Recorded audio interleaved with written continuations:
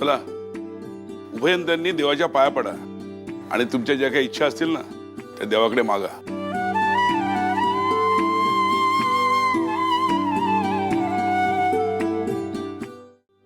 देवी आई, मी न मागता तुम्हाला भरभरून दिलंस.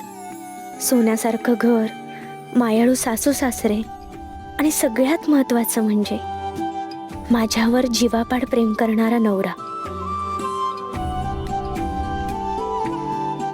आजपर्यंत तुझ्या आशीर्वादानेच आमच्या संसारातील सगळी विघ्न दूर झाली आहेत. माझा संसार बहरला. आता एक महत्वाची जबाबदारी आहे माझ्यावर. मला आमचा हा संसार कायमचा जोडून ठेवायचा. त्यासाठी मला शक्ती दे. मी जीवाचं रान करेन, पण आमची ही बांधलेली गाठ मरेपर्यंत सुटू देणार नाही. आमच्या जोडीची गोडी अशीच वाढत राहू दे. बस, आणखी काही नकोय मला.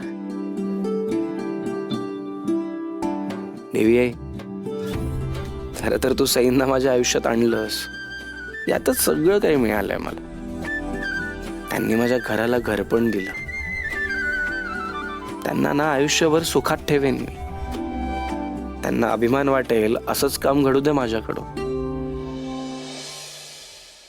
देवाकडे कितीही भीक माग, पण तुझी आमची सून होण्याची लायकी नाहीये हे त्या देवालाही माहितीये. आणि त्याचीही हीच इच्छा आहे की तुला धडा शिकवला जावा, तुला तुझी जागा दाखवली जावी. म्हणूनच कदाचित त्याने तुला आमच्या घरात आणलं. तुला वाटतंय तुझी आणि देवांची जोडी जमली, पण मी तुमची ही जमलेली जोडी कशी विस्कटते ते तू बघशीलच. चला मोठ्यांचे आशीर्वाद घेऊन टाका.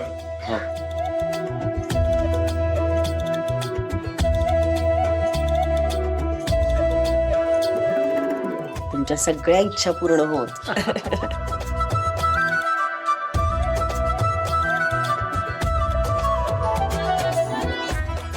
साहेब सुखी राहा आणि कायम असेच एकत्र राहा. आणि हो, लवकरच आता घरात गोकुळ खेळू द्या.